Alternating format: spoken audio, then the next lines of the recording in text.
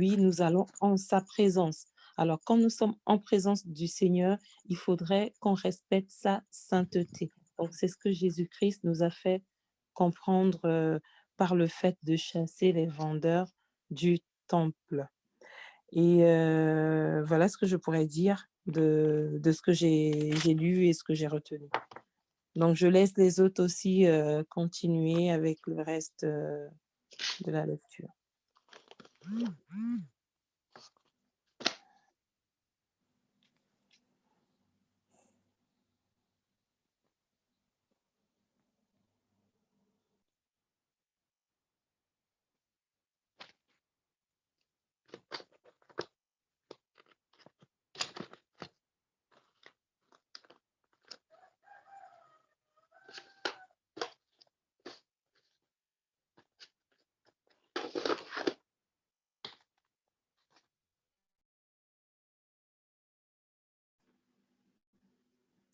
Allô, Augustin? Ah, ouais, ouais. Ah, désolé, mon micro était désactivé. Désolé. Je suis là. Larissa, est-ce que tu peux prendre ton micro pour la suite? Larissa? Allô? Est-ce que vous me suivez? Est-ce que les gens m'écoutent?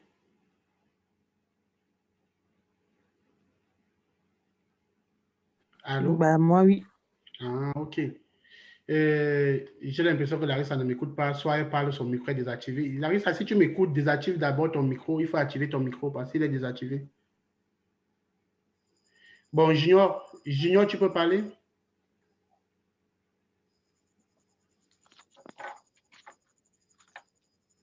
Junior,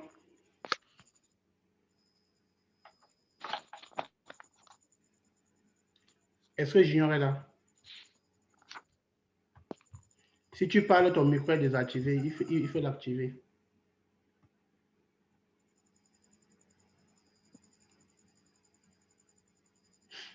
Bon, je vais donc revenir avec eux après. Euh, Kali, est-ce que tu peux dire quelque chose par rapport à ce qu'on a lu? Kali,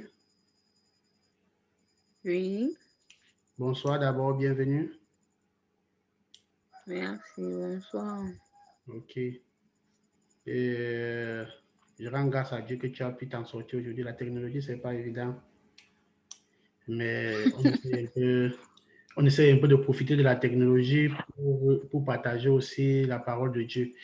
Donc, je sais pas, en réalité, on a lu le chapitre 2, tout le chapitre 2 et une partie du chapitre 3 jusqu'au verset 51. Ouais, c'est ça. Non, une partie du chapitre 3, je pense que c'était jusqu'au verset, oui, jusqu'au verset 21. Donc, je ne sais pas si tu as quelque chose à dire là-dessus. Attends, c'est un Jean? Non, c'est le livre de Jean, pas un Jean. Jean 1, pas un Jean. Voilà, ça va. Ah, c'est Larissa qui m'a donc mal expliqué parce que moi, je suis allée lire 1 et 2 Jean, comme elle disait. Ah, non, nous sommes encore dans le livre de Jean. Ok. Est-ce qu'il y a quelqu'un d'autre qui peut prendre la parole? Anaël, est-ce que tu peux parler, s'il te plaît?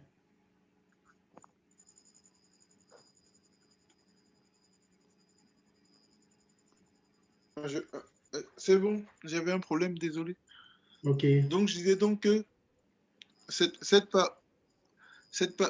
passage biblique nous dit de faire attention parce que Dieu est capable de tout. La preuve, tout le monde, dans le mariage qu'il a assisté, personne ne pensait qu'il pouvait changer l'eau en vin. Oui, c'est ça. C'est pour nous dire aussi que c'est un Dieu des miracles, qu'il faut qu'on croie en lui, qu'il ne faut pas qu'on ait peur. Voilà mon point de vue. Ok.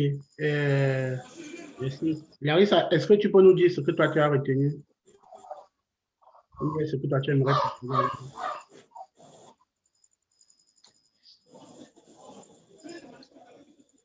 Larissa, Ouais. est-ce que tu peux nous dire ce que tu as retenu?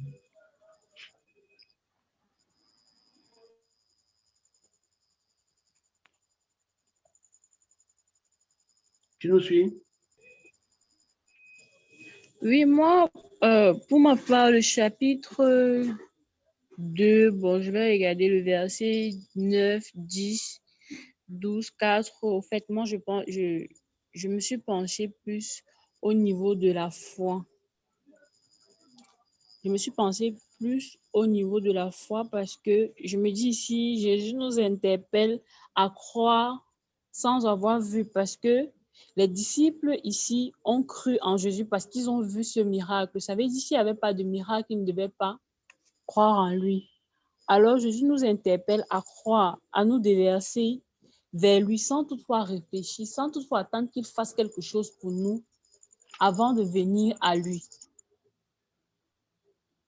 Donc, c'est un peu ce que j'ai pu en fait, retenir de cette lecture Ok, en ce qui concerne Jean 2. ok, merci.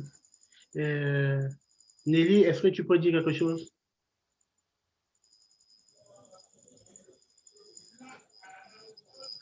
Nelly?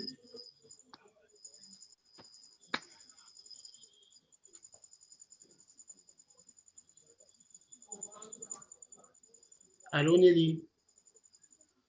Est-ce qu'elle est là? Ok, bon, je ne sais pas si Anaël pourra parler. Anaël, si tu peux parler, tu mets le pouce, s'il te plaît. Comme ça permet de savoir si tu peux ou pas ne pas parler.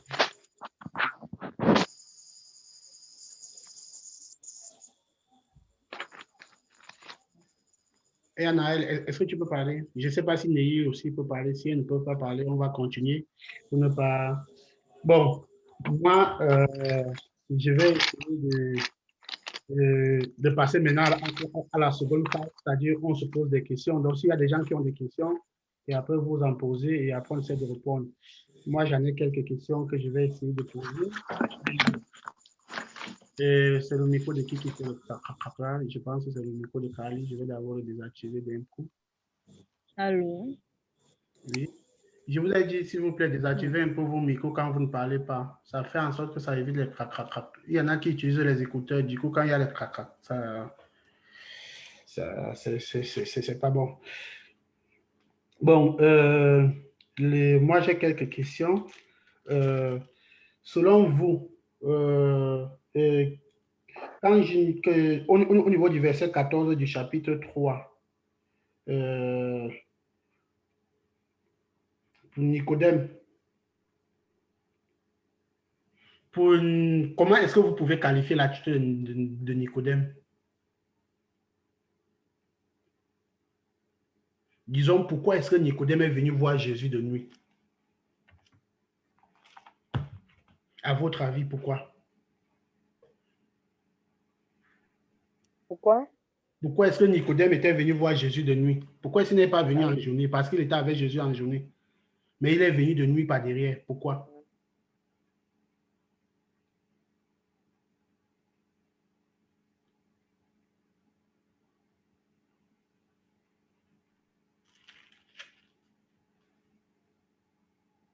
Peut-être parce qu'il voulait également prendre la puissance de Jésus pour Parce que, pouvoir aussi faire les miracles.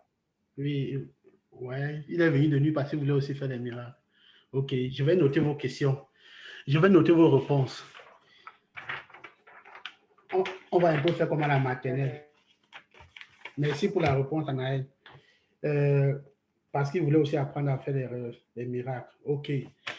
Maintenant, Peut-être parce qu'il voulait également faire comme Jésus. oui, Lui, il faudrait qu'il naisse de nouveau. dans l'imitation. Ok. Est-ce qu'il y a une autre remarque?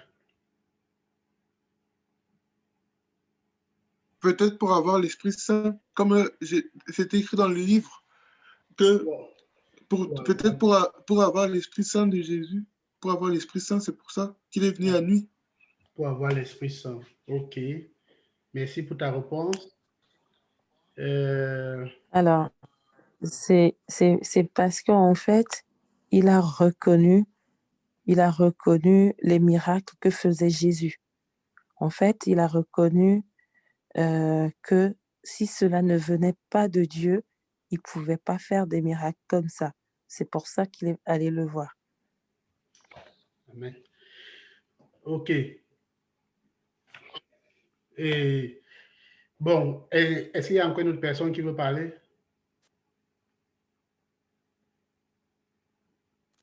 S'il vous plaît, parlez, parlez. Kali, pourquoi est-ce que Nicodème est parti voir Jésus de nuit? Larissa, Nelly, pourquoi est-ce que Nicodème est parti voir Jésus de nuit?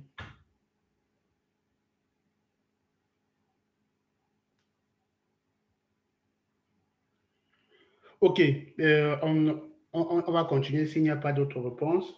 En réalité, je vais aller dans le même sillage. Ce que vous avez dit est vrai, mais ce n'est pas trop vrai dans le contexte où ce que les deux premières personnes ont dit, c'est-à-dire Junior et Anaël, c'est vrai. Tu vois, il est parti voir Jésus parce qu'il voulait... Allô? Oui, Allô? oui. Oui, désolé, je ne vous suivais pas. Je n'étais pas avec vous. La question posée, je ne l'ai même pas suivie. Donc, bon, je ne sais pas si c'est le réseau, parce que là, j'entends juste des bruits, des grincements. Ouais, c'est pour ça que je dis qu'il faut éviter d'activer les micros. C'est ça qui fait ça. Bon, la question, c'était de savoir pourquoi est-ce que Nicodème était parti voir Jésus de nuit. Il n'est pas parti en journée, pourtant il était en journée avec Jésus. Il voyait Jésus en journée. Il est parti de nuit.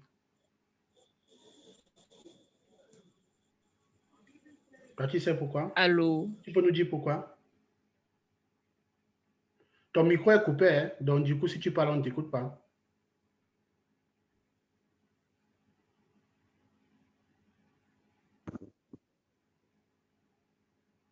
Larissa, si tu parles, ton micro il est coupé, on ne t'écoute pas. Ok, nous allons continuer le temps qu'elle revienne bien. Comme je disais, ce que vous avez dit, ce que Anaël et Gignon ont dit est bien parce qu'il voulait vraiment, il avait vraiment reconnu et il voulait imiter Jésus, mais il n'avait pas besoin d'aller la nuit. Il n'avait pas besoin d'aller la nuit. Parce que si tu veux imiter une personne, tu n'as pas besoin d'aller le voir la nuit. Ou bien si tu veux faire comme une même personne, si tu veux faire un miracle, tu n'as pas besoin d'aller la nuit. En effet, Nicodème, étant docteur de la loi, c'est-à-dire connaissant la parole de Dieu, parce qu'un docteur de la loi, c'est celui qui enseigne la loi, c'est-à-dire c'est celui qui enseigne les Écritures. Nicodème était un enseignant, parce que c'est ça un docteur. Il connaît et il transmet la chose. Nicodème connaissant donc, parce que quand il voyait les miracles que Jésus a fait, et comme Laura a si bien dit, il a reconnu que si ce n'est pas de la puissance de Dieu, une personne ne peut pas faire ces choses. Et bon, Nicodème, maintenant, comme il était un religieux, parce que c'était des religieux, et comme ils combattaient Jésus, il avait peur, en fait, des autres. Il avait peur du regard des autres. Il avait peur que, regarde, on va dire, voilà Nicodème, n'est-ce pas? Imagine un peu, tu es avec ton pasteur, peut-être à l'église, que tu es avec ton pasteur. Après, tu vois le pasteur, il part voir un petit fidèle là. En fait, à l'époque, Jésus n'était pas, tu vois, les gens le voyaient comme tout le monde, en fait. C'est-à-dire, il allait voir que non, comment tu fais même tes choses là. Nicodème avait peur dans son orgueil, en fait, d'homme, et de son statut en tant qu'enseignant de la parole de Dieu, en tant que docteur, et aussi il avait peur d'être banni. Puisque si vous lisez bien la Bible, même dans le livre de Jean et dans le livre de Luc, on revient encore sur cette affaire de Nicodème. Parce que Nicodème avait peur. Il y a beaucoup de Juifs, il y a beaucoup de pharisiens qui avaient cru en Jésus, mais de peur de perdre les statuts ou bien de peur d'être chassés dans la synagogue. Je pense qu'on dit ça dans le chapitre de Jean. De peur d'être chassés dans la synagogue, il ne manifestait pas ça ouvertement. Il faisait des bac-bac, comme on dit au Cameroun, au quartier. Il faisait des bac-bac au quartier. Donc, c'est pour ça que Nicodème était donc parti voir Jésus-Christ dans la nuit, ayant reconnu que tout ce que Jésus faisait était bien et Jésus ne pouvait pas faire ces choses de lui-même. Et c'est la raison pour laquelle il est parti le voir. Et il est parti le voir de nuit parce qu'il se cache. Parce qu'il se cachait. Il voulait cacher son sac. Il ne voulait pas que ses collaborateurs ou bien ses collègues sachent qu'il est parti voir Jésus et de perdre son statut, aussi d'être mal vu par les autres. En réalité, voilà un peu pourquoi est-ce que Nicodème était parti voir Jésus de nuit. Bon, maintenant, l'autre question, c'est pourquoi, vous savez pourquoi, dans le verset 14, est-ce que vous avez compris le verset 14? Quand on dit, et comme Moïse éleva le serpent dans le désert, il faut que le Fils de l'homme soit élevé. Est-ce qu'il peut me dire pourquoi est-ce que Moïse avait élevé le serpent dans le désert? Et c'est dans quel contexte? C'est dans le livre de Genèse. Je ne sais pas si vous avez déjà eu à lire ça. Est-ce que quelqu'un a déjà lu ça?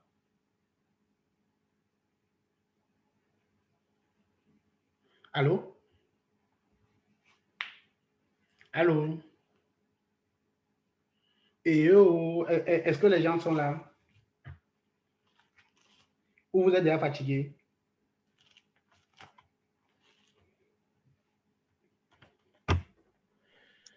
Nous sommes là. Ok. Est-ce que quelqu'un peut me dire pourquoi est-ce que Moïse avait élevé le serpent dans le désert? Et pourquoi est-ce que Jésus a dit à Nicodème que de même que Moïse éleva le serpent dans le désert, il faut que le Fils de l'homme soit élevé?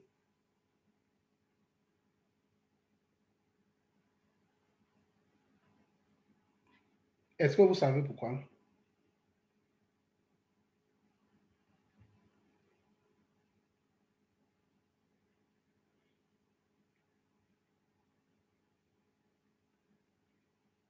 Allô?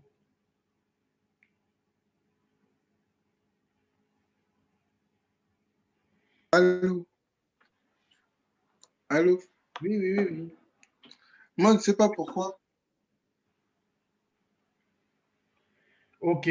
Je vais donc vous dire, c'est dans le livre de Nombres. Dans le livre de Nombres, Nombre 21, verset 9. Pourquoi, en fait, je vais vous faire un résumé et chacun pourra lire ça chez lui. Et si on a le temps, on peut le lire.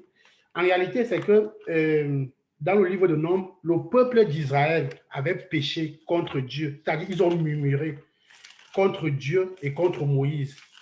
Parce qu'ils étaient insatisfaits, en fait. À chaque fois, ils se disaient que non, en Égypte, nous, on mangeait un peu. Comment est-ce qu'on arrive ici, là, au désert, on ne fait que manger la manne qui nous vient du ciel. Nous, on veut varier la nourriture. Parce que, étant au désert, Dieu les nourrissait de la manne qui tombait du ciel. Dieu les nourrissait de la manne qui tombait du ciel. Donc, ce qui fait qu'à un moment, ils ont commencé à murmurer Dieu. Que là-bas, au moins, eux, ils variaient la nourriture. Comment Dieu vient les envoyer. Cela, ils ne font que manger de la manne chaque jour. Et Dieu les avait punis. Et maintenant, maintenant pour qu'ils soient sauvés, puisqu'avant, dans le Nouveau Testament, c'était la loi de œil pour œil, dent pour dent. C'est-à-dire le péché entraînait la mort. Et maintenant, il fallait pardonner leurs péchés. Et pour cela, Moïse dit dans le verset 9, bon, vous allez lire cette histoire, c'est dans le livre de Nombre 21, le serpent brûlant. Dans le serpent brûlant, je vais lire juste le chapitre, c'est ce qui nous intéresse. On dit le peuple vint à Moïse et dit, la première des choses, c'est que ce qu'il faut retenir, c'est que le peuple est parti vers Moïse et il a dit. Ça veut dire qu'il faut partir vers Dieu et reconnaître ton tort. Le peuple est parti vers Moïse et a reconnu qu'ils avaient vraiment péché et qu'ils avaient vraiment murmuré contre Dieu. Et par conséquent, il fallait quelque chose. Il fallait que Moïse intercède à leur place. Parce que Moïse, c'était lui qui partait parler avec Dieu et qui revenait ensuite leur dire. Donc, ils sont partis vers Moïse pour dire à Moïse, comme tu vois, comme ça, on a péché contre toi et on a péché contre Dieu. Le peuple vint vers Moïse et dit, nous avons péché, car nous avons parlé contre l'Éternel et contre toi. C'est-à-dire, nous avons parlé contre Dieu et contre les hommes. Donc, si tu murmures contre une personne et contre Dieu, ne demande pas seulement, ne t'arrête pas à demander pardon à Dieu. Parce que tu vas aller demander pardon à Dieu dans ta chambre, personne ne sera pas là. Demande aussi pardon à la personne que tu as murmuré pour que ton pardon soit un pardon parfait ou un pardon accompli. Donc, contre Dieu, prie l'Éternel afin qu'il éloigne de nous ces serpents. Pourquoi? Parce que quand ils avaient péché, quand ils avaient murmuré contre Dieu et contre Moïse, Dieu les avait envoyé des serpents brûlants qui les traumatisaient et qui les tuaient. Pour que maintenant, ils avaient déjà, en fait, ils étaient déjà fatigués des serpents. Ils ont dit à Moïse qu'on a péché contre toi, on a péché contre Dieu. Vraiment, dis à Dieu là, comme tu parles souvent avec lui là, dis à Dieu là de nous d'éloigner ces serpents de nous. D'éloigner ces serpents de nous. Et afin qu'il éloigne de nous ces serpents, Moïse pria pour le peuple. Moïse a prié pour le peuple. Et je voudrais qu'on voie, je suis en train de lire ça parce que je veux qu'on voie la relation avec Jésus. Parce que la Bible dit que Jésus dit, je suis le chemin, la vérité et la vie. Nul ne peut venir à moi, nul ne peut partir au Père si il ne passe par moi. Donc Jésus est le pont. C'est-à-dire Jésus est celui-là que tu pars et il part prier Dieu pour que Dieu te pardonne. Donc vous voyez, en fait, je prends un peu plus de temps sur ce verset parce que j'aimerais qu'on voie la transposition que Jésus a faite entre l'acte que Moïse avait accompli dans le désert et l'acte qu'il demandait et qu'il expliquait, qu'il se tuait à expliquer à Nicodème. Nicodème étant docteur de la loi qui ne comprenait pas ça. Parce que Jésus lui-même n'a même pas compris pourquoi Nicodème, il dit, toi qui es docteur de la loi, tu ne comprends pas ces choses. Il ne comprenait pas comment un docteur de la loi ne comprend pas ces choses. C'est comme si on disait un docteur en mathématiques qui ne comprend pas que 1 plus 1 égale 2. Jésus était surpris que Nicodème ne comprend pas ces choses. Et il a même dit à Nicodème que je te parle des choses même terrestres comme ça, tu ne comprends pas. Quand il va alors parler des choses célestes, tu vas alors dire quoi? Donc Jésus ne parvenait pas à comprendre pourquoi Nicodème n'arrivait pas à comprendre des choses aussi basiques. Des choses aussi basiques. Et c'est donc pour ça qu'il a essayé de l'expliquer. Il a essayé de l'expliquer parce qu'il a commencé un peu, naître de nouveau. Nicodème n'a pas compris. L'esprit, il n'a pas compris. Il a même encore pris Nicodème dans son sujet parce que Nicodème était docteur de la loi. Ça veut dire qu'il devait connaître toute la Bible. Il a dit que de même que Moïse, donc il a dit que comme la Bible que tu enseignes là, de même que Moïse avait élevé le serpent dans le désert, il faut que le Fils de l'homme soit élevé, afin que quiconque croit en lui ne périsse pas, mais qui ait la vie éternelle. Vous voyez un peu. Donc, c'est pour ça que j'essaie un peu de prendre un peu plus de temps. On dit, Moïse pria pour le peuple. Et l'Éternel dit à Moïse, fais un serpent brûlant et place-le sur une pêche. Quiconque aura été mordu et regardera, conservera la vie. Place-le sur une pêche. Comment est-ce qu'on avait crucifié Jésus sur une pêche? On a crucifié Jésus. On a élevé Jésus. On a élevé Jésus sur une pêche. On l'avait crucifié et on l'a élevé. Et maintenant, maintenant quiconque aura été mordu, ça veut dire que le serpent mordait ceux qui avaient péché. Ça veut dire que quiconque aura été condamné à mort. Donc, comme toi et moi, on a péché, quiconque aura été condamné à mort, et le regardera. On a dit et le regardera. On n'a pas dit que quiconque aura été mordu aura la vie. Donc il faut que tu sois mordu. Nous tous, nous sommes déjà mordus parce que nous tous, nous avons péché. Parce que le peuple d'Israël avait été mordu par les serpents brûlants parce qu'ils avaient péché. Donc toi et moi, personne ne peut dire ici, là, entre nous qui sommes ici, là, qui n'a jamais péché ou bien qui n'a pas péché. Ce qui est sûr, nous tous, nous sommes des péchés. Donc par conséquent, nous sommes au moins mordus. Maintenant, l'autre chose qui est très importante et qui regardera, conservera la vie, regardera, il faut que tu regardes à Jésus pour que tu conserves la vie. Et quiconque regardera, conservera la vie. Il y a une condition. Il faut que tu regardes.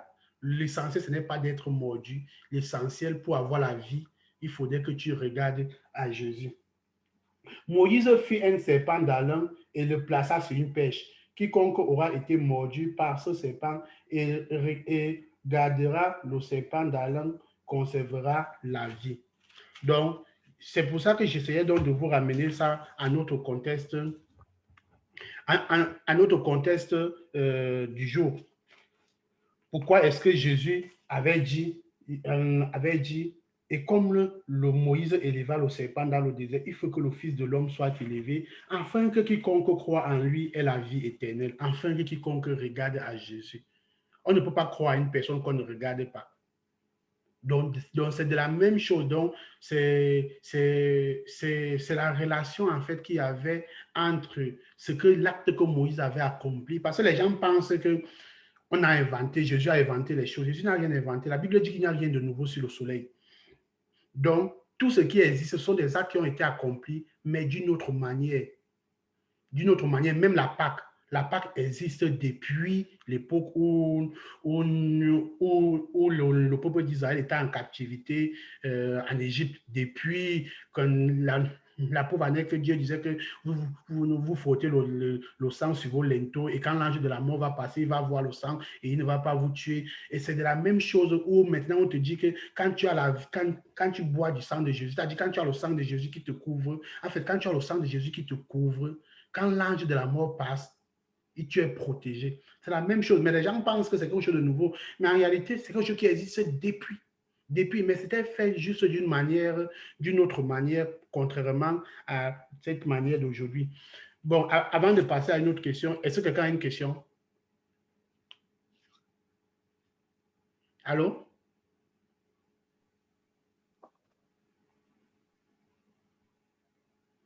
Allô?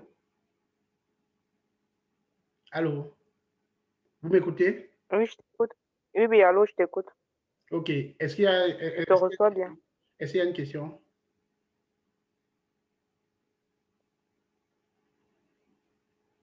Bon, je n'ai pas de questions. OK. Bon, l'autre question, pourquoi est-ce que, selon vous, pourquoi est-ce que Jésus avait dit, si un homme si un homme ne naît de nouveau, il ne peut voir le royaume de Dieu?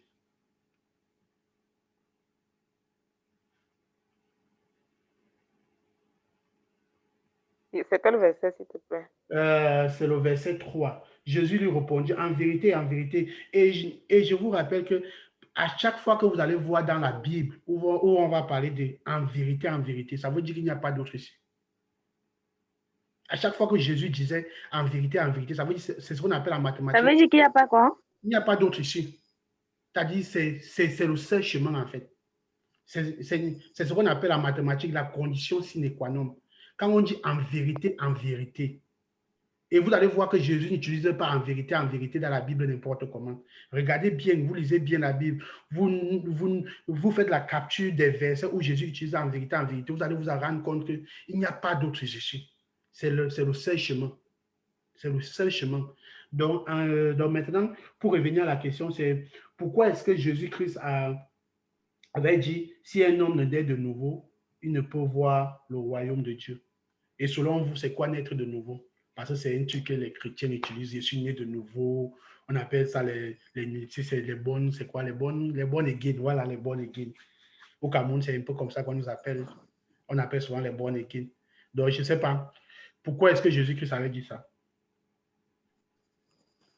Bon, pour ma part, bon, naître de nouveau, c'est se repentir, déjà essayer, abandonner la vie ancienne, bon, laisser les péchés derrière soi et essayer de marcher selon la volonté de Dieu. En fait, pour ma part, c'est ce que veut dire se repentir. Maintenant, ta question, c'est, relance-moi un peu, s'il te plaît. Pourquoi est-ce que Jésus a dit à Nicodème que, tu vois un peu, moi, ce qui m'avait plu ici, là, c'est que Nicodème est venu flatter Jésus. Vous voyez un peu, Nicodème est venu flatter Jésus. Que ce que tu fais là, un homme ne peut pas faire s'il ne vient pas de Dieu. Je suis sûr que si c'était toi et moi, on allait comment dire, ah, laisse ça, moi je suis un enfant de Dieu, je suis prophète, je suis ceci, je suis apôtre, je suis ceci. Jésus n'a pas regardé à la flatterie de Nicodème. Parce que quand tu vois Nicodème vient avec des paroles flatteuses, il dit, hey, ce que tu fais là, personne ne peut faire si ça ne vient de Dieu.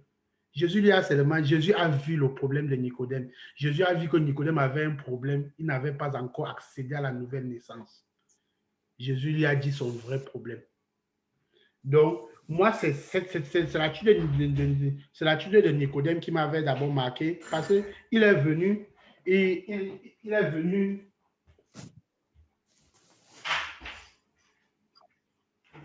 Allô? Moi, ce qui m'avait d'abord marqué, C'est l'attitude de Nicodème. Parce que Jésus est venu voir, Nicodème est venu voir Jésus avec des paroles flatteuses. C'est-à-dire en disant que car personne ne peut faire ces miracles si ce que tu fais, si n'est venant de lui, si ça ne vient pas de lui. Il a flatté Nicodème, mais il a voulu flatter Jésus. Jésus n'a pas voulu regarder à la flatterie de Nicodème pour dire, Jésus pouvait dire que je suis le Fils de Dieu, je suis l'enfant de Dieu, je suis ceci, je suis cela, je suis cela, je suis ça. Je suis sûr que si c'était toi et moi, on se serait comporté différemment. Peut-être on aurait commencé à dire, ah, c'est mon père, hein. Moi, je suis prophète, hein. Moi, je suis diacre, hein. Moi, je suis pasteur, hein. Moi, je suis ceci. Hein. Non. Non. Jésus est resté humble. Il a regardé le vrai problème que Nicodème avait. Et le problème de Nicodème, c'était un problème de nouvelle naissance. Et bon, maintenant, la question c'est de savoir pourquoi est-ce que Jésus avait dit à Nicodème que si un homme ne naît d'eau et si un homme ne naît de nouveau, il ne peut pas accéder au royaume?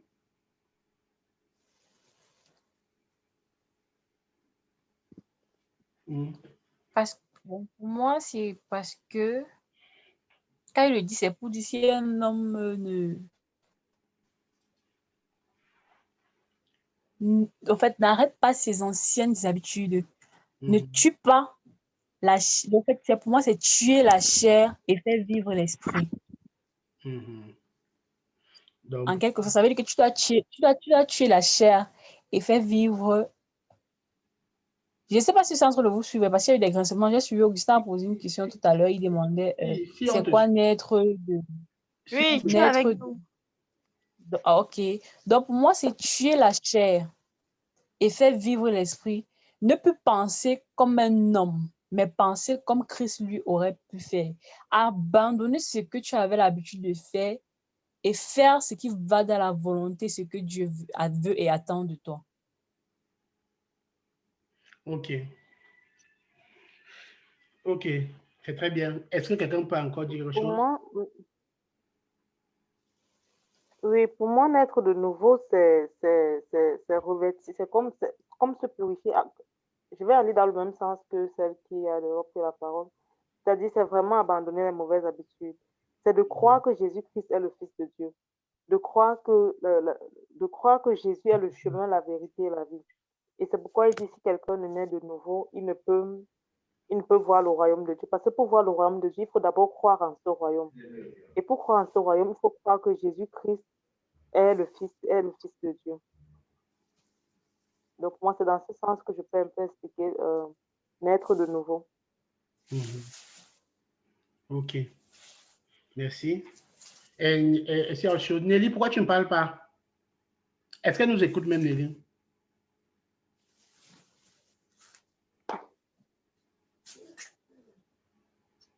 Nelly, je vous écoute. Mais pourquoi tu ne parles pas? Vas-y, pourquoi est-ce que Jésus avait demandé à Nicodème de naître de nouveau et c'est quoi naître de nouveau selon toi?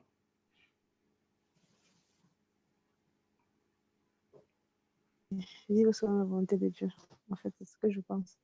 Naître de nouveau, c'est vivre selon la volonté de Dieu. Oui. Donc, tu penses que si tu... et selon toi, c'est quoi la volonté de Dieu? C'est marcher comme respecter ses commandements. Respecter ses commandements. Ok. Donc, tu marches, tu respectes ses commandements. Ok. Et pourquoi est-ce que Jésus avait demandé à Nicodème de, si un homme ne naît pas de nouveau, il ne peut pas, si un homme ne se baptise pas, il ne naît d'eau et d'esprit. Pourquoi?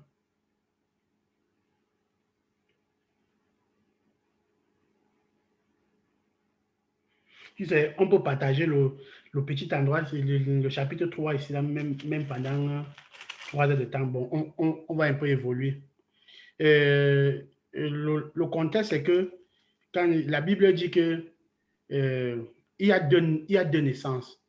Il y a, comme pour ceux qui étaient là la semaine passée, je vais un peu revenir par derrière, je vais vous lire ça. On dit à ceux qui l'ont reçu, du chapitre 1, Jean 1, verset 12, à ceux qui l'ont reçu, il leur a donné le pouvoir, et à ceux qui l'ont reçu, et à ceux qui croient en son nom, il a donné le pouvoir de devenir enfants de Dieu, lesquels sont nés non du sang, ni de la volonté de la chair, ni de la volonté des hommes, mais de la volonté de Dieu. Ça veut dire que le verset nous fait savoir qu'on a deux types de naissance. Il y a une naissance qui dépend de tes parents. C'est-à-dire ton père a dragué ta mère, ils se sont mariés, ils ont fait un enfant. C'est-à-dire ils ont fait un planning familial pour ceux qui en font. Ils ont décidé que bon, ils vont avoir un enfant. Parfois, ils n'ont pas décidé. Bon, je pense que c'est un souhait. C'est-à-dire que ça dépend de leur volonté. Le père est allé vers la mère, il a dragué. Quand on dit il est allé vers le père, il a dragué et ils se sont mariés, ils ont fait un enfant et aujourd'hui tu es né. Ça, c'est la naissance charnelle maintenant. C'est-à-dire la naissance de la chair, en fait. Maintenant, la naissance selon la volonté de Dieu. On dit que donc, cette naissance-là donc, ne dépend pas du fait que ça ne dépend pas de tes parents. Et c'est ce que j'avais expliqué la semaine passée, que ce n'est pas parce que ton père est pasteur que forcément tu es un enfant de Dieu. Ce n'est pas parce que tu es né dans une famille chrétienne que tu es un enfant de Dieu. Ce n'est pas parce que tu es né dans une famille où vous avez le sang de la chorale dans votre sang que tu vas dire que tu es un enfant de Dieu. Non, parce que ces choses-là ne dépendent pas de la chair, c'est-à-dire le fait que ton père soit ceci, du sang, c'est-à-dire de la lignée familiale, ni de la volonté des hommes. C'est-à-dire ce n'est pas ton père qui décide si tu vas être enfant de Dieu ou pas, mais c'est de la volonté de Dieu. Donc, c'est ça un peu. Maintenant, pour revenir à un autre verset, la nouvelle naissance, c'est le fait... Anaël, tu as une question? J'ai vu que tu as levé la main. Non, non, non, je n'ai pas de question. Ok. Non, non. Ok.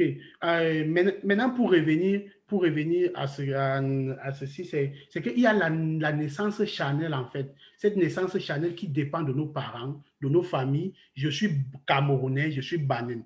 Ce n'est pas moi qui ai voulu. C'est parce que je suis né comme ça, j'ai trouvé mes parents comme ça. Toi, tu es ceci, tu es ivoirienne, il y a les Ivoiriens, il y a les Camerounais, il y a ceci. Ce n'est pas eux qui ont voulu, mais c'est parce qu'ils se sont, mais c'est parce qu'ils sont nés comme ça. Tu vois un peu, ça ne dépend pas, ça ne dépend pas de leur volonté. Ça ne dépend pas d'eux-mêmes. Maintenant, il y a la naissance spirituelle, c'est-à-dire le fait qu'un homme renaisse de nouveau. Parce que la Bible dit que nous sommes morts en Adam et nous avons été ressuscités en Christ. C'est la nouvelle naissance. On dit la naissance, c'est que quelque chose que tu renais en fait, c'est-à-dire tu es mort, après tu renais. Donc, comme nous sommes morts à travers notre péché, maintenant il fallait que nous renaissions à travers la nouvelle naissance qui est le baptême.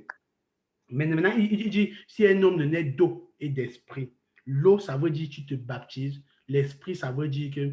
Parce qu'il y a 3 types de baptême que Jean-Baptiste enseigne. Quand on va lire tout le chapitre de Jean, c'est pour ça que je vous conseille d'être vraiment là chaque mardi. Quand on va lire le chapitre de Jean, vous allez comprendre que Jean-Baptiste a enseigné 3 types de baptême. Il y a le baptême d'eau, que Jean-Baptiste lui baptisait. Il y a le baptême du Saint-Esprit qui est maintenant que Jésus-Christ, que l'Esprit de Dieu vient en toi. Il y a le baptême de feu. Le baptême de feu, c'est le sommet en fait. Et la plupart des chrétiens parfois s'arrêtent au baptême d'eau. C'est-à-dire, ils se lèvent là, il se lave. Le matin, il recommence sa vie comme si rien n'était. Et après, il se dit chrétien. La plupart des chrétiens s'arrêtent à ce niveau. Maintenant, la Bible pousse les baptêmes plus loin. C'est-à-dire le baptême de l'Esprit, du Saint-Esprit.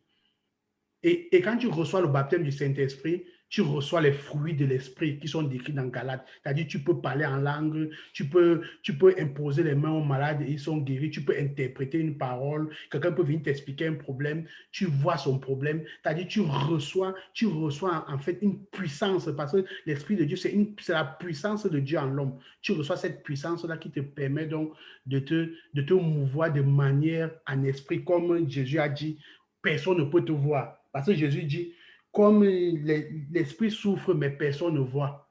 Mais tout le monde sait qu'il y a l'esprit. Parce que le vent, quand il souffle là, personne ne voit le vent, mais tout le monde sait qu'il y a le vent. Donc, c'est la même manière. Donc, c'est comme ça que tu deviens quand tu reçois le baptême du Saint-Esprit. Quand tu parles, en fait, les gens vont voir que tu parles.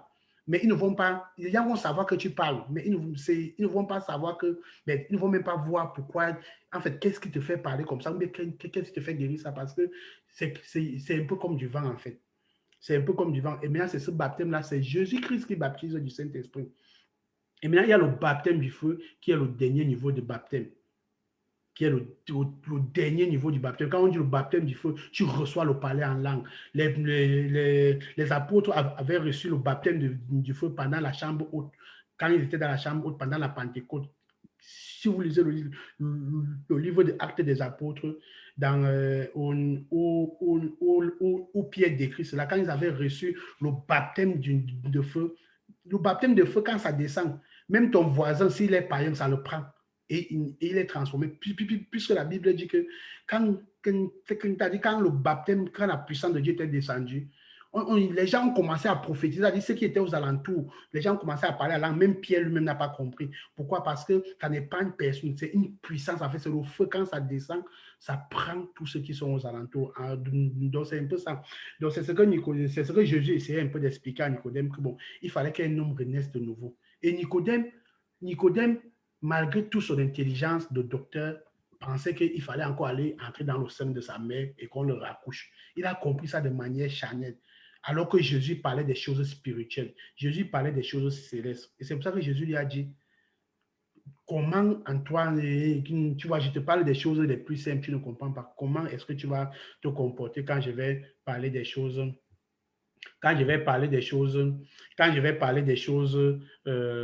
célestes, comment est-ce que tu vas te comporter? Donc, c'était un peu ça. Est-ce qu'il y a une question?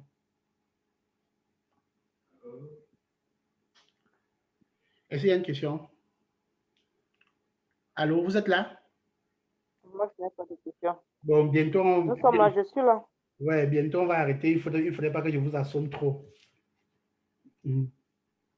Bon. Maintenant, ma dernière question, je vais revenir un peu en arrière sur, à votre avis, je vais revenir un peu en arrière, puis,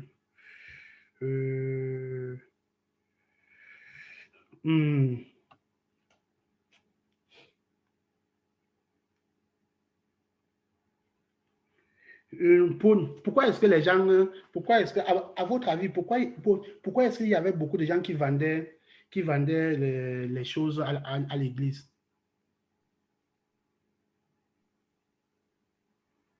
Je suis désolé que moi je vous pose des questions spirituelles qui vont vraiment nous permettre de comprendre la Bible de manière spirituelle. Je ne sais pas, peut-être mes questions sont un peu dures, n'est-ce pas? Mes questions sont dures? Allô? Allô? Allô? Est-ce que mes questions non, ils ne sont pas durs. Est-ce que mes questions sont dures? Pour moi, ils ne sont pas durs, ils sont compréhensibles. Voilà, ok, c'est bien. Bon, maintenant, dites-moi un peu, pourquoi est-ce que il y avait beaucoup de gens qui vendaient, qui faisaient du commerce autour de l'église?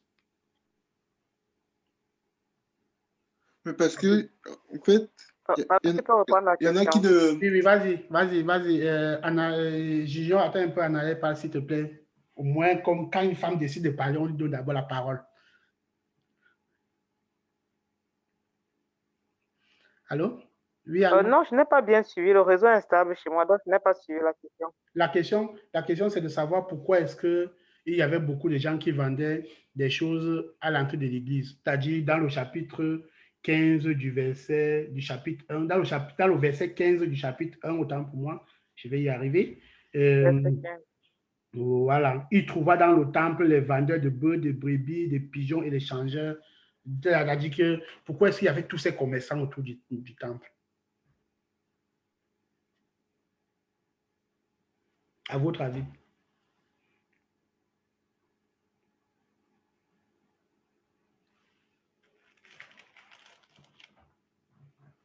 Junior, tu peux parler comme elle a suivi la question. À mon avis, non. Oui. Les gens ont confondu le temple de Dieu avec le marché. Ils croyaient que c'était le marché. Oui. C'est une réponse. Est-ce qu'il y a quelqu'un qui pense de différemment? Nelly? Pourquoi?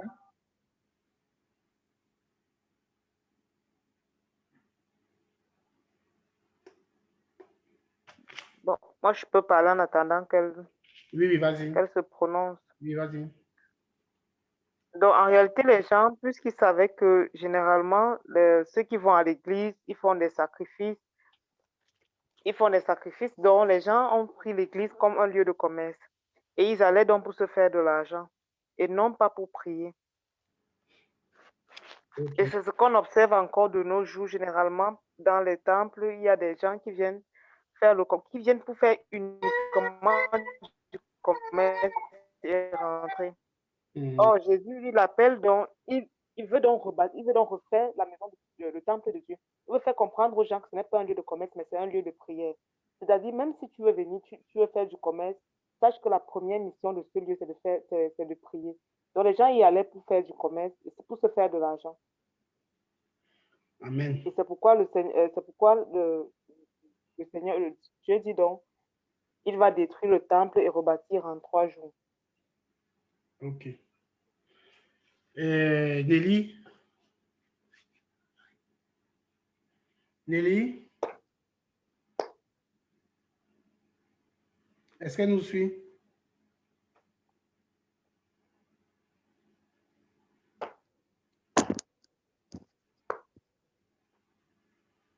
Si tu parles, ton micro il est désactivé.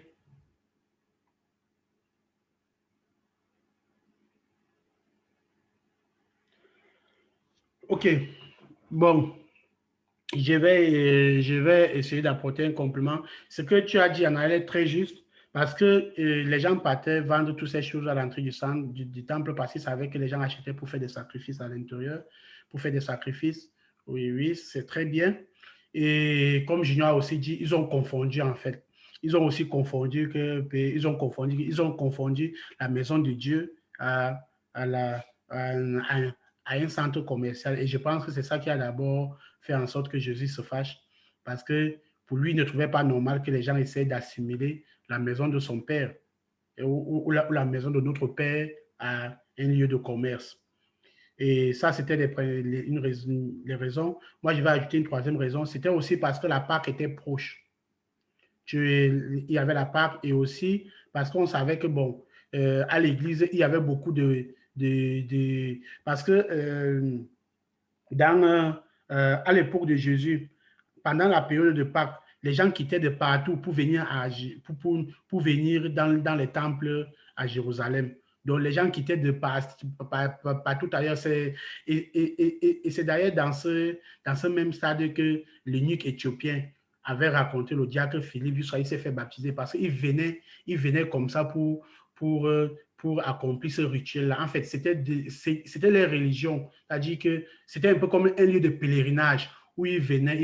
Et maintenant, les gens savaient que, bon, quand ils vont venir, il y a ceux qui vont venir avec les monnaies de l'Afrique, d'autres vont venir avec les monnaies de l'Europe. Et c'est pour ça qu'il y avait des gens qui changeaient de l'argent. Donc, c'est pour ça qu'il y avait des gens qui changeaient de l'argent, parce qu'ils savaient qu'il y a des gens qui peuvent venir avec des monnaies qui ne sont pas des monnaies qui sont utilisées, qui sont des monnaies locales, et par conséquent, il fallait qu'ils fassent de l'échange, en fait, de l'échange de devises. C'est pour ça qu'il y avait des gens qui changeaient de devises. Et maintenant, ceux qui vendaient les bœufs, les trucs, c'était pour des sacrifices, parce que pendant la période pascale, les gens faisaient des sacrifices, ou bien à l'époque, pendant cette période-là, quand les gens venaient à l'église, ils faisaient des sacrifices, comme Anaël a pu bien le dire. Bon, je vais m'arrêter là parce que j'ai vraiment beaucoup de questions, mais je ne veux pas trop vous occuper toute la nuit. Déjà, je vous remercie vraiment. Je bénis Dieu pour votre présence, pour la présence de tout le monde. Nous étions 7 au départ. Il y a Laura qui s'est excusée. C'est une mère d'enfants. Elle a dit qu'il faut qu'elle fasse coucher ses enfants. Donc, c'est vraiment, je rends grâce à Dieu pour votre présence et j'aimerais qu'on se retrouve comme ça chaque samedi, chaque mardi. Vous voyez, les gens se retrouvent tellement dans les bars pour parler des faux trucs.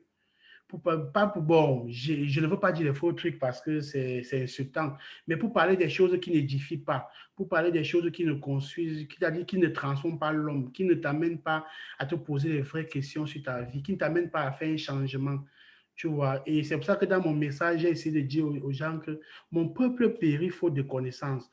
J'ai souvent l'habitude de dire aux gens que l'homme ne part pas en enfer, pas forcément. Ce n'est pas parce qu'il a péché. L'homme ne part pas en enfer parce qu'il a péché, parce que Dieu pardonne le péché. Si c'était que l'homme part en enfer parce qu'il a péché, c'est que l'homme partira en enfer. Mais l'homme part en enfer parce qu'il ne sait même pas que quand tu pèches, tu peux demander pardon à Dieu et Dieu te pardonne et tu vas au paradis. L'ignorance. C'est la première cause de la perdition. Même dans le monde, on dit que, on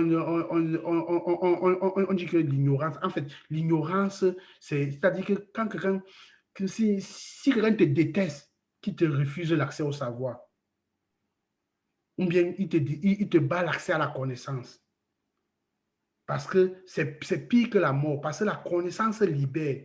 Le savoir libère, le savoir te rend libre, le savoir te fait accéder à la vérité.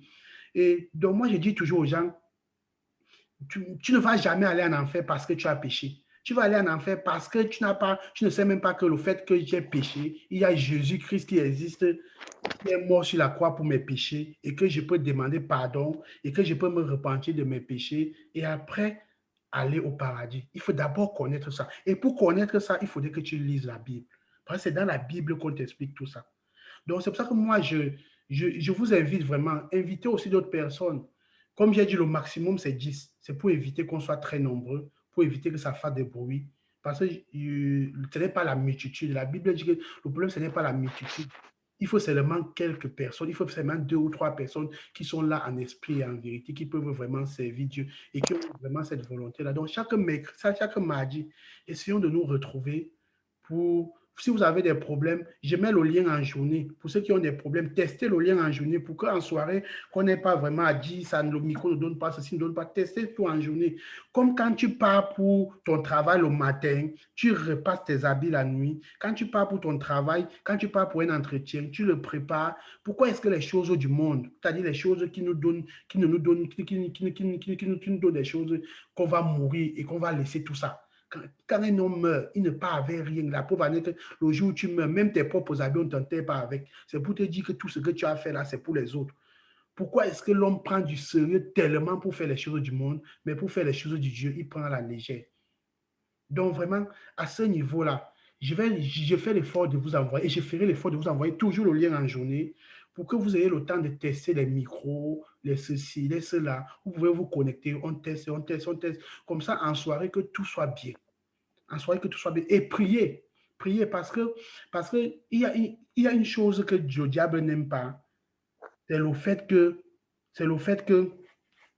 l'homme connaisse la parole. Parce que quand tu connais la parole, tu vas barrer le diable. Parce que le diable n'utilise pas les versets sataniques. Le diable utilise les versets bibliques pour te détourner. Et retenez ça très, très bien. Le diable, ce n'est pas celui qui a les cornes, ceci, cela. Ça, c'est dans les dessins animés. Il faut arrêter ça. Le diable utilise la parole. Et si tu ne connais pas la parole plus que lui, tu vas tomber. Parce que la preuve en est que dans le livre de Matthieu, quand Jésus avait, dans le livre de Luc, quand Jésus avait été tenté après ses 40 jours de jeûne, le diable n'avait pas utilisé les versets d'autres. Il a pris les paroles dans la Bible. Il a dit, il est écrit. Et Jésus lui a dit, il est aussi écrit. Donc, il fallait que Jésus connaisse la parole pour répliquer. Donc, il faut lire la Bible, il faut connaître la parole pour que quand le diable vient te tenter, il vient te présenter la parole de Dieu. Et toi, tu dis non, il est aussi écrit. Et comme ça, tu le bats. Et après, tu vas voir, tu vas le gagner. Et pour arriver à ce niveau, il faudrait que tu lises vraiment la parole de Dieu. C'est pour ça que moi, je conseille aux gens. Moi, j'ai pour habitude de lire au moins 4 chapitres de la Bible par jour. C'est petit, mais ça fait en sorte qu'au moins en une année, tu lis toute ta Bible de Genèse à Apocalypse. C'est-à-dire, je lis ma Bible de Genèse à Apocalypse en une année, au moins une fois et demie. Cette année, j'avais pris la résolution de la lire 2 fois, de Genèse à Apocalypse. Je n'ai pas pu. Et j'espère pouvoir y arriver d'ici janvier, d'ici le 31 décembre 2020. Donc, il faut lire. Et comme j'ai dit, quand vous prenez les choses du monde au sérieux, quand tu parles au travail le matin, tu repars tes habits la nuit, tu mets même tes rouges à lèvres, tu nettoies ta chaussure. Avant qu'on ne se connecte à 21h30, essayez de vérifier si vos appareils fonctionnent. Et comme il y a toujours les empêchements de dernière minute, et pour éviter ces empêchements de dernière minute, il faut recommander ça à Dieu. Il faut prier. Parce que moi, j'ai fait l'effort de prier. de prier, mais il faudrait que vous m'aidiez aussi à prier pour que Dieu stabilise même au niveau de la connexion. Parce que le diable n'aime pas quand les enfants de Dieu se réunissent pour parler de lui, pour parler de Dieu. Le diable n'aime pas. Et vous allez voir, il va commencer par vous combattre, vous mettre les fausses idées, les ceci, les cela, mais ne cédez pas. Parce qu'on est là pour lire, on est là pour partager. Ici, on n'est pas là pour dire que toi, tu pêches beaucoup, tu pêches beaucoup. On n'est pas là pour juger une personne. Mais comme c'est la Bible elle-même qui sera notre propre jugement. C'est-à-dire, quand tu finis de lire comme ça, quand toi-même tu rentres à la maison, toi-même tu sais si tu es un enfant de Dieu ou pas. Personne ne va te dire. Toi-même au fond de ton cœur, quand tu finis de lire ça, tu sais au moins ce que tu es un enfant de Dieu ou pas. Donc, en réalité, c'est vraiment ce que j'avais à vous dire. Est-ce que quelqu'un a une question?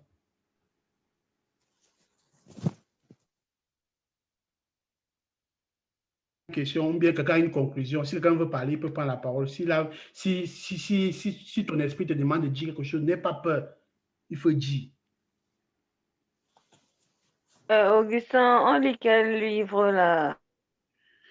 Nous sommes à Jean. Pour la prochaine séance. Mardi prochain, on va lire Jean 3. Jean 3, et Jean 4 jusqu'au verset...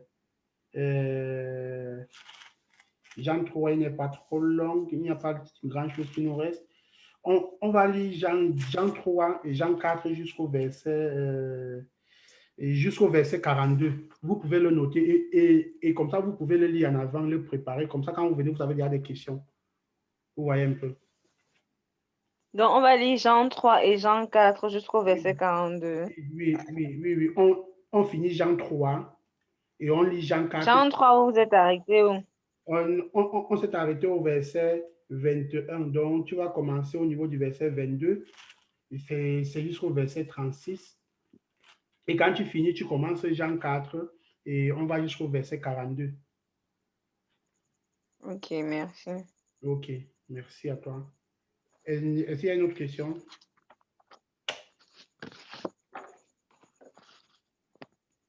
Allô? Oui. Moi, j'avais une question. Ok. Qui est dans le livre de Jean 2. J'aimerais savoir pourquoi Jésus n'a pas appelé sa mère par son nom, mais pourquoi est-ce qu'il a appelé femme? Et tu sais, le verset-ci amène beaucoup la controverse. Parce que je ne veux pas vraiment entrer dans ça, parce que ça blesse la sensibilité des gens. Mais je vais t'envoyer lire dans le livre de Luc. Luc, je savais que quelqu'un pourrait me poser une question dessus. Du coup, il faut lire un peu Luc 2. Il fait un peu Luc 2 et du verset 51. Jésus est toujours resté soumis à sa mère. C'est d'abord ce qu'il faut comprendre. Parce que les gens pensent souvent, les gens ont souvent tendance de dire que Jésus avait régné sa mère. Non, ne dites jamais ça. C'est faux. Jésus n'a jamais régné sa mère. La Bible dit que Jésus est resté toujours soumis à sa mère, à ses parents. Quand Jésus avait appelé sa mère femme, c'était dans le sens de l'œuvre de Dieu, parce qu'il a dit que son œuvre n'avait pas encore commencé. Parce que pour que Jésus commence son œuvre, il fallait qu'il atteigne un âge, il fallait qu'il se baptise, il fallait qu'il suive la procédure comme tout homme. Vous allez constater que Jésus a commencé son œuvre quand il s'est baptisé. Or, ici, Jésus ne s'est pas encore baptisé.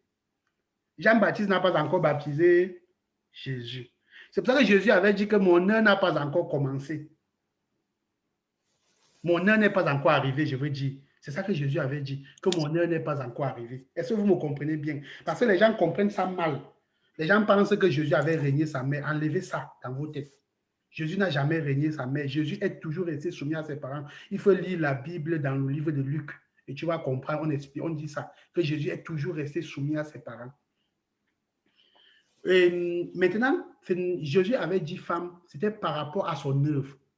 Parce que pour que l'œuvre de Jésus commence, il fallait que Jésus respecte. C'est ce que j'avais expliqué l'autre jour, que les gens pensent que Jésus était une personne, Jésus était un homme.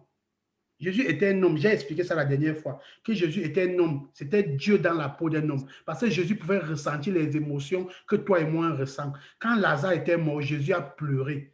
Jésus avait faim. La Bible dit que quand Jésus avait jeûné 40 jours et 40 nuits, il eut faim. Jésus avait faim. Ça veut dire que Jésus n'était pas un être comme les gens pensent que Jésus était Dieu. Jésus était Dieu, mais dans la peau de l'homme. Tu vois un peu. Donc Jésus était un homme. Et en tant qu'homme, en tant qu'homme, en fait, je ne veux pas dire qu'on parle trop de homme, c'est-à-dire Jésus étant Dieu dans la peau de l'homme, il fallait qu'il respecte la procédure qu'il a décrite à Nicodème, c'est-à-dire il fallait qu'un homme naisse de nouveau, il fallait qu'il se baptise. Et pour commencer la mission, il fallait qu'il se baptise. Et c'est pour ça qu'il avait dit, femme, mon heure n'est pas encore commencé. Mon heure n'a pas encore commencé. Et c'est pour ça que quand vous lisez la fin de Jean, quand Jésus est crucifié, il dit, femme, voici ton fils. Il dit à sa mère, voici ton fils. Voici ton fils. Donc Jésus n'a jamais... Le fait qu'il a dit femme, ce n'était pas un acte de mépris comme les gens ont souvent tendance à l'ignorer. Vraiment, ne pensez jamais ça. Ça sont des choses parfois pour insulter d'autres religions. Il ne faut pas vraiment, il ne faut jamais penser à ça. Et ça n'a jamais été dans ce sens-là. C'était juste dans le sens où l'heure pour que Jésus commence à faire des miracles n'était pas encore arrivée. Et c'est pour ça qu'il a dit femme. Pourquoi est-ce que tu m'envoies faire ça? Pourquoi est-ce que tu me demandes de faire ça? Donc, en réalité, c'était par rapport à ça. Est-ce que je me suis un peu fait comprendre? Oui. OK. Est-ce qu'il y a une autre question? Bon, juste pour enchérir ce que tu viens de dire, je pense, j'ai aussi la même vision que toi. Je pense que c'était vraiment dans le sens de son ministère. C'est-à-dire, ici, il considérait, c'était sa mère, oui, mais il ne la à ce moment précis où il dit femme qui a-t-il entre moi et toi. C'était en fait, il la considérait comme un être humain. Voilà. Je ne sais pas comment je vais employer le terme, mais il ne la prenait pas au sens de famille, au sens familial, mais au sens de chrétien. C'est très bien. Donc, c'est un peu pour enchérir ce que tu disais, c'est justement dans le sens de son ministère. Voilà. Façon de lui dire, ça, ce n'est pas encore, tu aimerais que je fasse un miracle. Tu sais que je peux faire le miracle, mais ce n'est pas encore l'heure pour moi de faire le miracle. Voilà. Et en plus, Jésus était venu pas pour obéir à sa mère. Jésus est venu pour faire la volonté de Dieu. Oui, pas pour obéir à sa mère, oui, justement. Voilà. Et c'est pour ça que Jésus était surpris. Jésus était surpris que sa mère lui donne un ordre. Parce que Jésus recevait ses ordres de Dieu. Bon. Jésus avait reçu sa feuille de route de Dieu. Et Jésus était surpris que sa mère vienne lui donner un ordre. C'est pour ça qu'il a dit, femme, pourquoi est-ce que tu me demandes de faire ça? Et pourtant, tu sais bien que mes ordres viennent d'en haut. Tu sais bien que ce n'est pas encore mon temps. Mais comme il était soumis à ses parents, même comme Jésus était soumis à ses parents, et c'est pour ça qu'il a accompli ce miracle-là, malgré le fait que ce n'était pas encore son heure. Il a accompli son miracle par obéissance à sa mère. Oui, puisque dans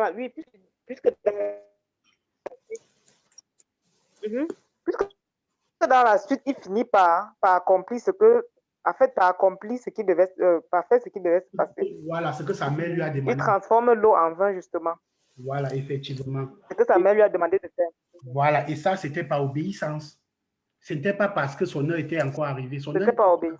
C'était par obéissance à sa mère. C'était pas parce que... pas encore arrivé. Voilà, c'était pas, son heure n'était pas encore arrivée. Parce que Jésus n'avait pas encore commencé son ministère. Parce que le ministère, le ministère de Jésus commence après qu'il s'est baptisé. Dès qu'il se baptise, c'est là où, dès qu'il se baptise, il prend 40 jours de jeûne. Et quand il sort de son jeûne, il devient une autre personne. C'est-à-dire que maintenant, il commence son ministère. Donc, vous voyez un peu, il fallait que Jésus suive la procédure de tout homme. Donc, c'est pour ça que ne pensez pas, comme j'ai dit la dernière fois, ne pensez pas que Jésus était un être, et c'était quelqu'un de... Jésus était un homme dans la peau de... un Dieu dans la peau de l'homme, parce qu'il pouvait gêner. Attends, vous avez déjà vu Dieu, depuis que vous lisez la Bible, là, vous avez déjà vu où on dit que Dieu avait gêné. Dieu n'a pas besoin de gêner. Est-ce que vous avez déjà vu, on vous dit que Dieu a eu faim? Parce que Jésus était comme toi et moi, en fait. Il était Dieu, malgré qu'il avait il avait la puissance de Dieu, il avait le pouvoir, l'autorité de Dieu. Jésus était un homme. Il pouvait ressentir tout ce qu'un homme peut ressentir. Il pouvait aller dans les noces, il pouvait aller se recueillir, il pouvait pleurer. Il pouvait pleurer quand il a perdu une personne qui lui était chère. Quand Jésus avait perdu Lazare, quand Lazare était mort, Jésus a commencé à pleurer. Parce que Jésus pouvait ressentir les mêmes émotions que toi et moi on ressent, les mêmes sensations de faim que toi et moi on ressent, les mêmes sensations de souffrance que toi et moi on ressent, les mêmes sensations de ceci, cela. Donc en réalité, c'était un peu ça. Est-ce qu'il y a une autre question? Ok, c'était, au fait, c'est une question que j'ai mise de côté parce que je me suis posé des questions et j'ai écrit sur un bout de papier.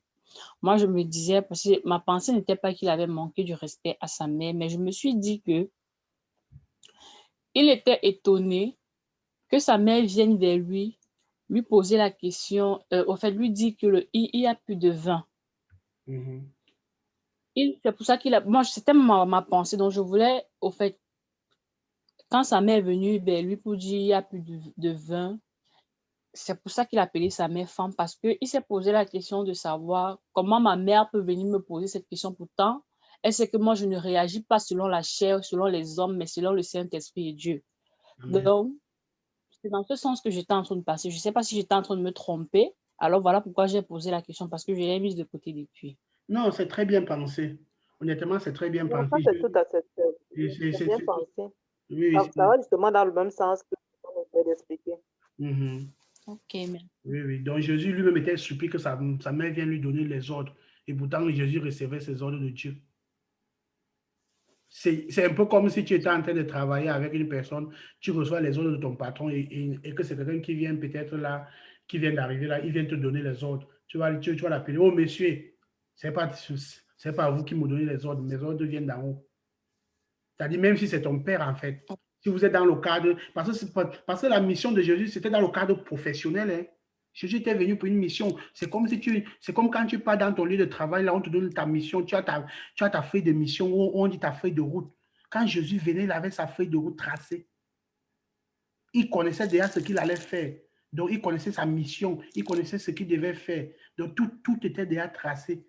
Donc, et maintenant, quand sa mère vient lui parler dans le cadre de sa mission, lui, il prend ça dans le cadre professionnel. Hein. Il ne prend pas ça dans le cadre charnel comme si c'est sa mère. C'est pour ça qu'il dit aux femmes. Donc, ça veut dire même si tu travailles avec ta mère dans le bureau, si tu travailles un jour avec ta mère dans le même bureau et que ta mère vient te donner un ordre, sachant que ce n'est pas ta mère qui te donne tes ordres, tu reçois tes ordres de ton patron, tu peux dire à ta mère que, oh madame, ce n'est pas vous qui me donnez des ordres. Ce n'est pas pour dire que tu réunis ta mère, c'est parce que tu restes professionnel. Tu restes dans le sens de ta profession. Tu restes dans le sens de tes missions. Est-ce que vous comprenez un peu? Donc, vraiment, ne pensez jamais que Jésus avait renié sa mère. Parce que les gens interprètent souvent très mal ce verset-là. Ce verset-ci, là, ça fait beaucoup de controverses. Il faut vraiment ne penser jamais comme ça. Jamais. Parce que Jésus n'a jamais renié sa mère. Jésus est toujours resté soumis à sa mère. Est-ce qu'il y a une autre question avant qu'on ne conclue? Nelly? Nelly est là? Où est donc? Je suis là. Oui, tu peux. Je peux pas. Pourquoi tu parles pas? Je dérange un peu de temps en temps. Ouais, Asia. On va commencer à prier pour que Dieu stabilise les réseaux. On va vraiment commencer à faire un travail en aval. Il faut qu'on prie. Il faut qu'avant de commencer, que chacun prenne au moins 5 minutes pour prier pour sa connexion, prier pour le courant. Parce que pour nous qui sommes en Europe, c'est un peu facile. Nous, on a des choses simples. Mais pour vous qui êtes là-bas, vous avez vraiment des paramètres qui ne dépendent pas de vous. Et pour cela, il faut vraiment prier. Donc, essayez souvent de prier. Nelly, est-ce que tu as quelque chose à dire?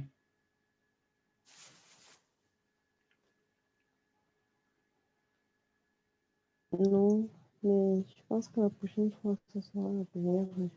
Ok. Bon. Kali, est-ce que tu as quelque chose à dire? Non. Ok. Anaël, est-ce que tu as quelque chose à dire? Non, pas du tout. Ok, vous êtes d'accord qu'on peut dormir, non? Moi, je peux partager jusqu'au matin, moi, je n'ai pas de problème. Partout où on parle de Dieu, moi, je suis content. Je passe toute la journée à parler MATLAB, océanographie, simulation, ceci, cela. Donc, s'il y a la possibilité qu'on peut parler de Dieu, moi, je n'ai pas de problème. Donc, je pense qu'on doit dormir. Parce qu'il y en a qui vont travailler demain. Et quand c'est trop long, là, ça fait aussi mal. Donc, vraiment, je vais donner la parole à Kali de nous recommander et de prier pour la prochaine séance. Junior, est-ce que tu as quelque chose à dire? J'ai rien à dire. J'ai apprécié vraiment la parole de Dieu aujourd'hui. Ok, merci, gloire à Dieu. Gloire à Dieu. Ouais, même invitez vos amis, invitez tout le monde. Dès qu'on va atteindre 10 personnes qui sont fidèles, on va fermer le groupe. Ce n'est pas qu'on va crâner, mais c'est que la Bible dit que la nourriture des pourceaux, on ne doit pas donner. C'est-à-dire la nourriture des chiens. Il y a certaines nourritures qu'on ne doit pas donner aux pourceaux et aux chiens. C'est-à-dire quand on va atteindre notre quota, on reste comme ça et on essaie de grandir pour éviter que ça nous fasse du désordre. Bon, Kali, tu vas nous recommander entre les mains du Seigneur, prier pour la journée. Il y a Junior qui avait un peu les mots de tête. Junior, est-ce que tu veux qu'on prie pour toi? Tu m'as dit que tu avais la peine à lire. Tu vois que tu as bien lu et tu t'es bien... Il ne faut pas souvent accepter.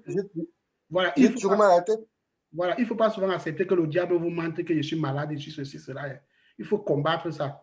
La Bible dit que par ses maîtrises, nous sommes guéris. Moi-même, quand j'ai les mots de tête, je lis la Bible. Parce que je ne dis pas que... Je dis, Seigneur, je vais lire la Bible. Et en lisant la Bible, là, il faut que tu guérisses mes mots de tête. Je t'ai dit, viens et tu vas voir, ça va bien se passer. Ça s'est très bien passé, gloire à Dieu. Est-ce que tu aimerais qu'on prie pour toi? Allô? Oui, j'ai dit qu'il faut prier pour moi. Ok. Est-ce qu'il y a aussi une autre personne qui aimerait qu'on prie pour elle?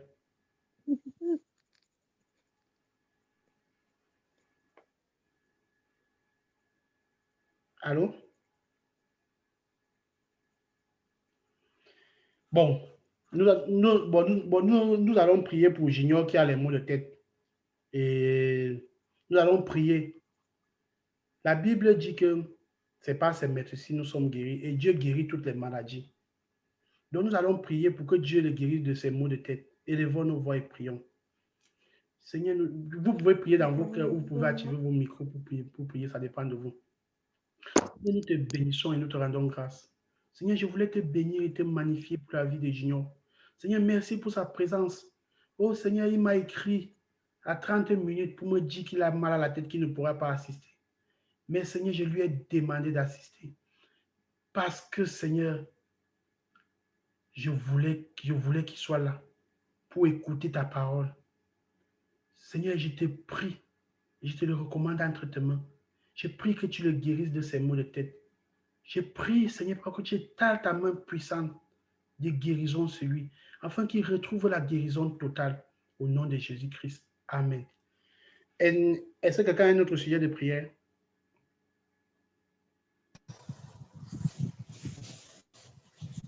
Même pour votre travail, pour vos soucis, vous voyez, on peut prier. Ne négligez pas. La Bible dit que là où 2 ou 3 sont assemblés à son nom, il est parmi nous. Ne négligez pas une prière qu'on peut élever ici. Si vous avez un problème, un souci, une difficulté au travail, un projet qui ne marche pas, la paresse de faire quelque chose, et tout. Parce que l'esprit de paresse, c'est aussi un esprit dangereux. C'est-à-dire que l'homme a cet esprit-là, la procréation, que j'aime souvent appeler dans le cas de mes confrères. Bon, moi, j'aimerais qu'on prie pour moi. Oui. Oui, tu m'as compris. Moi, j'aimerais qu'on prie pour moi, que le Seigneur me donne son zèle. Son zèle. Amen. Comme il le dit dans Jean 2. Amen. Afin que son zèle me dévore. Amen. Ok. Nous allons prier pour Anaël. Et Anaël, quand on va finir de prier, le zèle, c'est quelque chose qui te, comme on a dit, dévorer, ça veut dire quelque chose qui brûle en toi.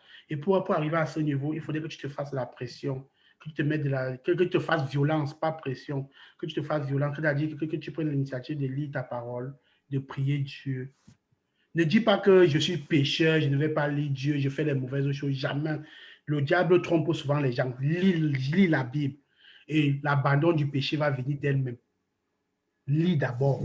Ne dis pas que j'abandonne d'abord pour lire. Lis d'abord et après tu vas abandonner. Toi-même, tu vas voir.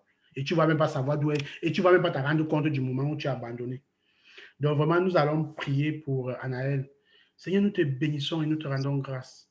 Seigneur, je voulais te bénir, te magnifier pour la vie d'Anaël, pour sa présence.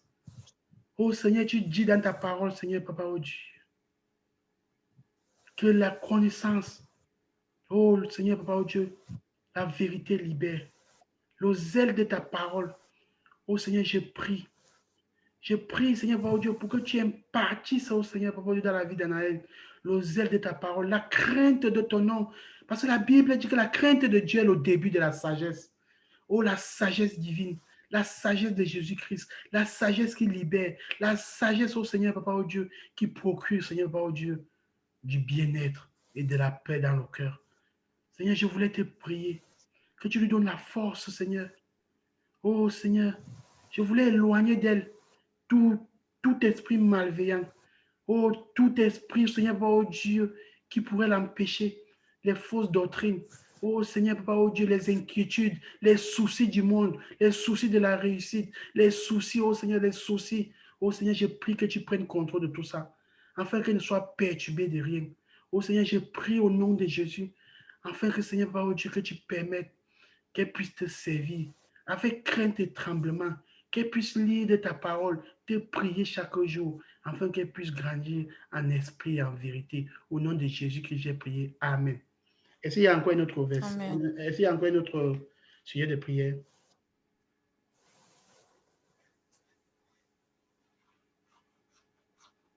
Et Larissa voulait parler, je pense. Larissa, est-ce que tu nous suis? Oui. Oui, tu voulais parler. Oui. Est-ce que tu avais essayé de prière? Non. Ok. Pas du tout. Ok, Kali. Nelly, est-ce que tu as un sujet de prière? Non. Ok. Ça se passe bien dans ton nouveau, dans ton nouveau chez toi? Bon, Je n'ai pas encore intégré. Ok. allô? Mais je pense que ça va aller. Ok. Quand tu vas intégrer, tu vas nous dire, Allô? on va prier pour toi, pour que Dieu te protège. Parce que ta maison, c'est là où tu dors. Si tu n'as pas la paix dans cette maison, tu ne peux même pas servir Dieu. Ok, Larissa, vas-y. D'accord. Oui, bon, c'est le sujet de prière que je peux proposer, c'est qu'on puisse prier pour nous qui partageons ensemble, que Dieu, au fait, nous enlève à la dimension, parce que je vais parler pour moi, de bébé spirituel et nous amène à une dimension encore plus élevée. Ça veut dire que ici, nous puissions avoir cette nourriture spirituelle qu'est sa parole. Comme dans le livre de l'Apocalypse, il dit, me voici, je me tiens à la porte et je frappe. Si tu ouvres, j'entrerai et je soupirai avec toi et toi avec moi. C'est de ça que je veux parler là maintenant, pour dire que nous sommes là et nous sommes en train de répondre présent à son appel. Alors on aimerait qu'il puisse poser sa main sur ce que nous sommes en train de faire pour que cela puisse aller très loin. Donc voilà un peu le sujet de prière que j'ai pour ce soir. Ok. Nous allons prier. Vous pouvez prier avec moi et ouvrez vos micros, on prie ensemble. N'ayez pas peur de prier. Kali, ouvre ton micro. Junior, tu ouvres ton micro. On prie ensemble pour nous tous. Nelly, ouvre ton micro. N'ayez pas la timide. Il ne faut pas être timide. Chacun ouvre son micro et il prie. N'ayez pas peur de prier. La prière, c'est la seule manière de s'adresser à Dieu. En fait, c'est l'une des la manière la plus excellente, pas la seule manière, la manière la plus excellente de s'adresser à Dieu. Et Dieu, c'est notre Père. Personne n'a peur de parler à son Père, parce que surtout si ton Père est gentil. Parce que Dieu est gentil, il est bon. Je ne vois pas pourquoi on doit avoir peur de lui parler. Parfois, les enfants même ont peur de parler à leurs parents parce que les parents sont méchants. Ou bien ils sont frustrants. Dieu n'est pas frustrant. Dieu nous comprend. Même si tu ne sais pas prier, Dieu va t'écouter. Dieu voit la volonté et il juge cette volonté-là. Donc vraiment, prions ensemble. Prions ensemble pour nous-mêmes. Ouvrez vos micros, s'il vous plaît. Nelly, ouvre ton micro. Nelly. Oui, je suis. Voilà, ouvre ton micro. Nous allons prier pour nous-mêmes. Seigneur, prions ensemble. Seigneur, nous te prions et nous te rendons. Seigneur, Nous te prier, Seigneur. pour ta parole là où 2 ou 3 sont réunis. Pour ce groupe que nous avons, Seigneur, que tu as amené en existence. recommande tout ce que nous Nous avons prions fait, pour Seigneur. protéger ce groupe. C'était Nous prions, Dieu, Seigneur. Seigneur, tu dis ta parole que comme les gouttes de pluie quittent le ciel pour tomber en terre, c'est aussi comme ça que tu envoies ta parole et elle ne retournera jamais sans avoir accompli ce que tu as Afin que nous puissions Alors, Seigneur, pourquoi aujourd'hui on te demande de connaissance de ta vraiment, parole. Oh, dans l'obéissance de ta parole. Oh, dans la crainte de ta parole. Oh, Seigneur, nous te supplions. Nous te nos requis spirituels et que tu as fait de nous des bébés spirituels. Seigneur éternel, mon Dieu, grandis, accompagne-nous pendant ce moment de lecture et mets à nous la volonté d'être toujours prier. Seigneur, nous voulons marcher comme ça parce que tu es les Au nom de Jésus-Christ, j'ai prié. Amen. Amen. Ce projet, tu bénis. Dans le nom de Jésus, j'ai prié. Amen. Amen. Est-ce qu'il y a un autre sujet de prière? Le groupe va se détruire dans 3 minutes. Donc, je vais demander à Kali de prier pour nous et de clôturer. Même s'il y a un sujet de prière, on ne peut pas prendre. Le groupe va se détruire automatiquement dans quelques minutes. Kali, s'il te plaît, est-ce que tu peux prier pour nous? D'accord. Éternel mon Dieu, mon roi, tu as dit dans ta parole là où 2 ou 3 sont réunis, tu es présent. Papa, nous te disons d'abord merci, papa. Merci car tu nous as épargné des dangers de cette journée. Nous te disons merci car tu nous as protégés depuis ce matin jusqu'à pareil moment. Tu as permis que nous puissions partager ta nourriture spirituelle. Éternel mon Dieu, mon roi, je viens en ce moment implorer ton sang précieux. Que ce sang nous lave, nous protège. Que ce sang, mon Dieu, mon roi, remplisse nos maisons. Que ce sang ouvre nos entendements afin que la prochaine séance, nous puissions encore être plus inspirés. Papa, je viens également en ce moment invoquer le feu nouveau d'en haut. Le feu qu'Élie avait invoqué sur la montagne pour consumer les 51 soldats qui étaient à sa poursuite. Papa, que ce même feu vienne embraser nos maisons. Que ce même feu vienne détruire tout plan de l'ennemi en nos maisons. Que ce même feu vienne nous couvrir. Que ce même feu vienne, oh Dieu, nous épargner des couches de nuit, des maris de nuit, des boissons de nuit, des combats de nuit, des cauchemars. Que ce feu nous épargne de la mort subie, de la mort précoce, mon Dieu, mon roi. Sois présent et éternel, notre Dieu d'amour. Père 3 fois saint, nous venons également te confier les membres de nos familles. Papa, touche-les, protège-les, épargne-les de tout danger. Dans le nom de Jésus, j'ai prié. Amen. Amen. Amen. Bonne nuit à tout le monde. Que Dieu vous protège, vous tous. Et moi, je suis disponible. Mon numéro, je ne sais pas si quelqu'un a besoin de mon numéro. Je pense que vous tous ici, là, vous avez mon numéro. Vous pouvez m'écrire à tout moment. Si vous avez un problème, on en parle, on en discute. Vous savez, il n'y a pas que... Et on ne va pas seulement parler des problèmes de la Bible. Si vous avez un problème même en termes d'école, en termes d'orientation académique, en termes de soucis de la vie, n'hésitez pas. Je ne suis pas peut-être la personne idéale, je ne suis pas peut-être la personne parfaite, mais dans la vie, plus on en parle, plus c'est mieux. Donc, que Dieu vous bénisse et que Dieu bénisse le groupe de notre club de lecture biblique. Bonne soirée à tout le monde.